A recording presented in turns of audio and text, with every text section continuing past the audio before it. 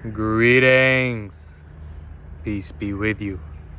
So in this video I want to discuss what you should never do if/when you are in low vibration. So this week has been rough on me, man. I'm gonna be honest with you. I had a surgery last Thursday, so it's been about over a week right now, and it's been rough because so much of who I believe myself to be is someone who lives in alignment with the habits, someone who is disciplined, someone who's tracking his metrics every single day to make sure that I'm living up to them, someone who's training his body, right?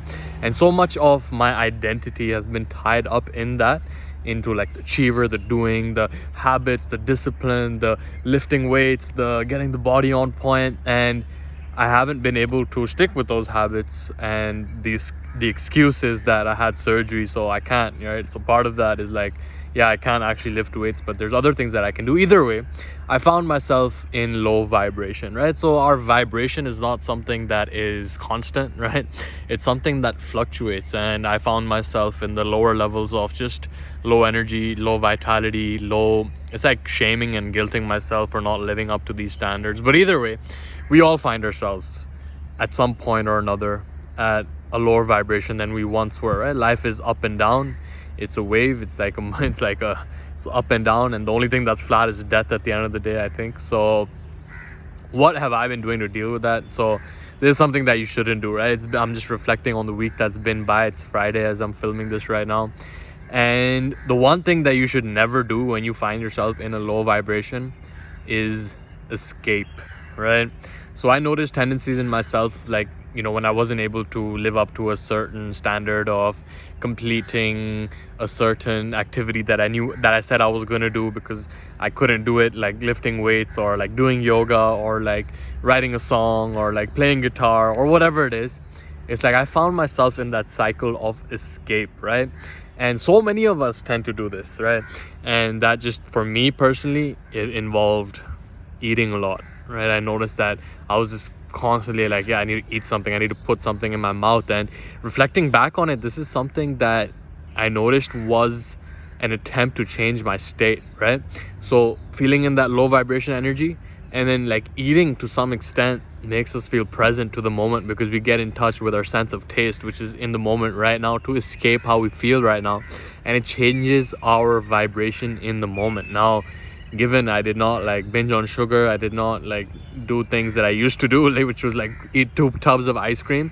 And the realization is that, yeah, we're always going to be up and down, but the intention is to make the highs higher and the lows higher as well, so that our baseline is increasing steadily and in that top right direction of growth, right? So it's like up and down, but it's like the average is still going up, right? So escapism is something that we engage in. So I was like eating a lot of food and just numbing out the feeling of not feeling good enough through food, or even like through consuming a lot of information. Like there was some stuff that I knew I needed to do, which I just kept procrastinating on. I kept just, like even reading became like a mechanism for procrastination, to escape how I felt right now, and just escaping by just putting my attention somewhere else rather than experiencing how I feel. And it's brought so many things to awareness, really, and seeing how, it's like always a journey of growth. Like anytime I think I have it figured out, like, in the first I was like, yeah, man, I have to get this figured out, because this issue that I had, I got my appendix removed basically, and that drove me crazy as well, because I was experiencing these reoccurring situations of excruciating pain, whereby I would just like get into in the fetal position and crawl, and I didn't want to go to the doctor because I'm like, no, it's all good, I don't want to go. And then I experienced that a couple of times, but then this final time I was like, yo, I hope this doesn't go from bad to worse. So I went to the doctor and got a CT scan. They're like, yo, your appendix is inflamed, man, you got to get this removed ASAP, right? And what tripped me up about this is, like my study of metaphysics, of the way the universe works. I understand that there is no effect without a cause, right?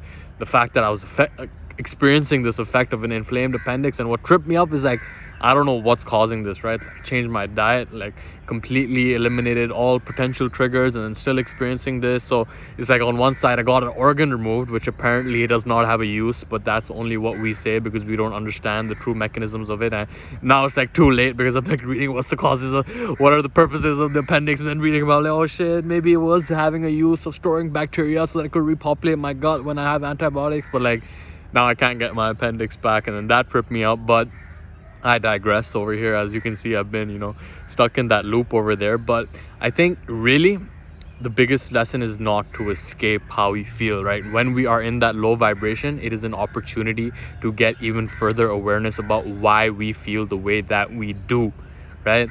And I think a large part of that is also related to just a lack of movement, because I couldn't train or work out, and because I wasn't hitting the other targets. Yes, I could still walk around, but it was just like, oh, I didn't do that. I couldn't work out, I couldn't do yoga, I couldn't play songs, I couldn't lift weights. So there's no point of walking either, and then just sitting around all day. Like I could walk, I could get some movement in, because the more that we move, the more that we actually release those positive hormones, the serotonin, the dopamine, the more that we get out in nature, where I am right now, right?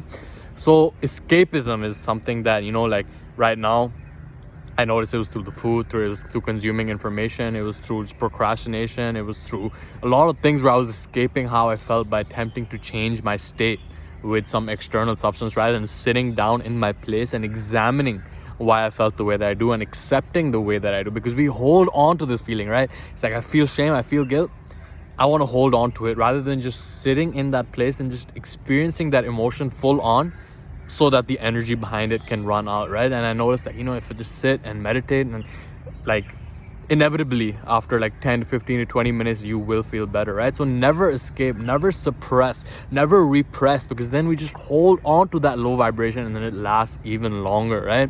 So it's like the Marcus Aurelius quote that I share on this channel so much, and it's that when force of circumstance upsets your equanimity, lose no time in recovering your self-control, and do not remain out of tune longer than you can help. Habitual recurrence to the harmony strengthens your mastery over it, right? So we all get off track, but it's a matter of how much we can shorten that ability to get back on track, right? We all get distracted, but how quickly can we get back on traction? How quickly can we get back towards moving in the direction where we know we need to go, right? So it's been rough over here. So never escape, never repress how you feel, never suppress how you feel. Just feel so that you can heal how you feel, right? The only way to heal how you feel is by experiencing that emotion and letting the energy run out behind it, right? Getting out in nature to change your state, going out and exercising to change your state, rather than escaping your state, is the main takeaway for me after this week. And it's been rough, but we all go through rough times. And yeah, man, just a quick update from me to you, because maybe I'm uploading these videos and I'm talking about discipline and staying on track and about living up to the habits and about becoming the best version of yourself, but then life just throws a curveball sometimes when I think I have it figured out, to be like a slap on the head. Yo, you think you have it figured out?